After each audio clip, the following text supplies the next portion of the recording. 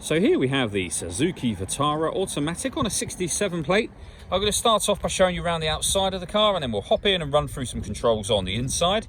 But from the outside you can see it's a 5-door car with alloy wheels and tinted windows. Let's start off inside the boot and then work our way around the rest of the car from there.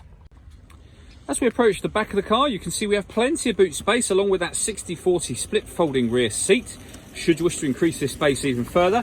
And then this tray section will lift to give you even more space underneath. Okay, so we're just going to work our way back round to the front of the car, and then we'll hop in and run through some controls on the inside. But now that we've done a full circle of it, you can see it's in excellent condition the whole way round.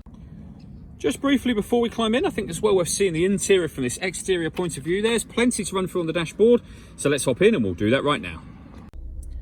Okay, now that we're inside the car, we're going to start with the dials. We have the rev counter on the left, the speedometer on the right along with the fuel gauge, and then in the middle you can see the total miles for this car, which are 14,994. If we back out to the steering wheel, on the left hand side we have stereo controls and phone controls, and on the right hand side both cruise control and speed limiter. Over in the center is the stereo itself.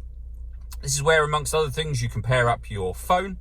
We've got satellite navigation. There's a full video that shows the satellite navigation working on both our website and also on our YouTube channel as well. When it comes to music in this car, with regards to the radio, first of all, you can see we have FM, DAB and AM radio. If you want to listen to your own music, you can do. There's plenty of ways of doing that.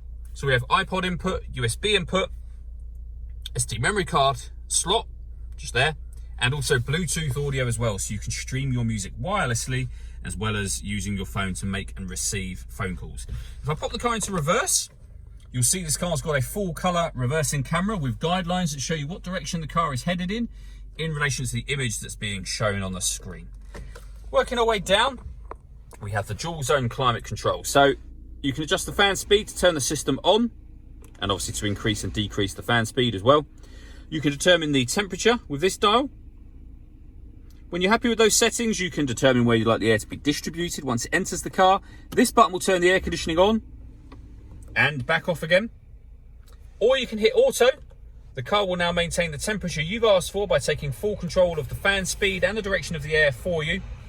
You can override that by simply readjusting the fans and putting it back on your own setting here as well. Underneath that, we have the USB input for your music and a 12-volt charging socket. We then have the gear lever for the fully automatic gearbox. All that leaves me to say is thank you for taking the time to watch this video. If you'd like to come and see the car in person and have a test drive, please feel free to call any of our MJA sites. We'd love to hear from you soon.